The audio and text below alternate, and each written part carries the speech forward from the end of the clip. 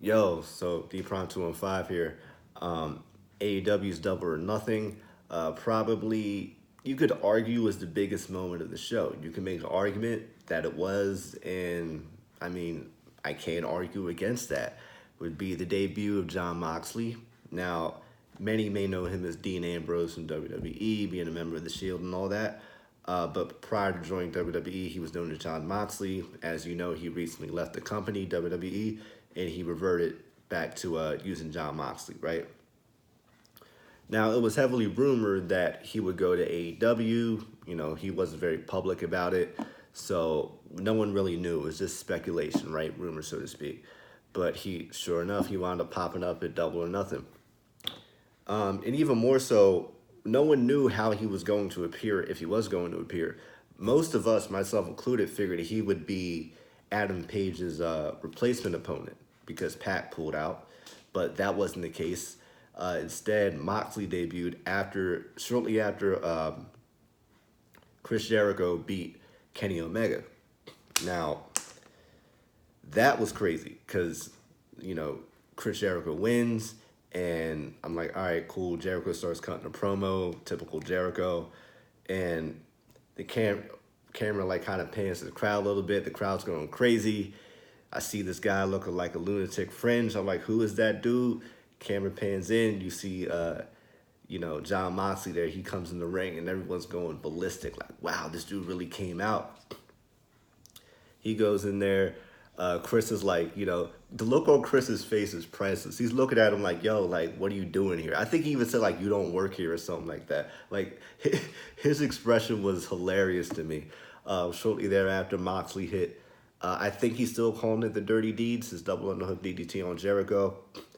And then he even, he DDTs the referee. I mean, hey, man, like, he going crazy right now. So he hit the ref. He goes to do the dirty deeds on Kenny Omega. Omega's like, nah, fam, I ain't having that. And powers him out the ring. They start brawling. It spills into the crowd. They going back and forth, right? And then they get to, like, it's a display of, like, a bunch of poker chips because they're at the MGM Grand in Vegas. So they get to the display. They start fighting. They climb on top of the display. They're going at it, right? And at this point in time, it kind of shifts back to Jon Moxley. So now Moxley is he's the aggressor again. He's, hitting his moves. He hits the dirty deeds, right? Cool. But it ain't over, right?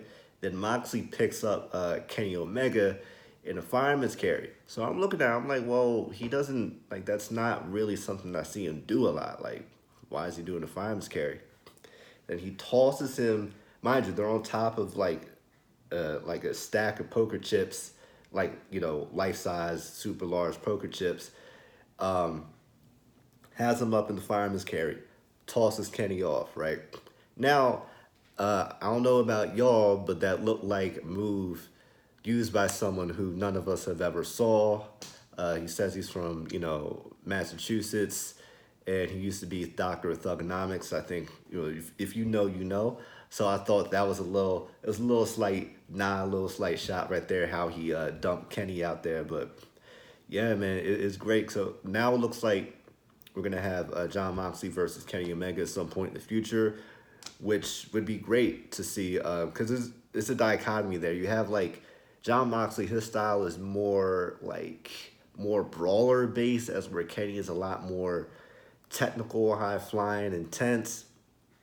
But seeing how, John, when he was Dean Ambrose, his match against AJ Styles at TLC, heavily underrated. That match is great, and this is a similar dichotomy there. So I do look forward to seeing Moxley versus Omega at some point in the future. Jon Moxley debuting at AEW was amazing. Looking forward to seeing more from there. Seeing him used to even more of his potential in AEW. So it was great. Your man D Prime 215 here. That's my take on Jon Moxley's debut in AEW. Double or Nothing.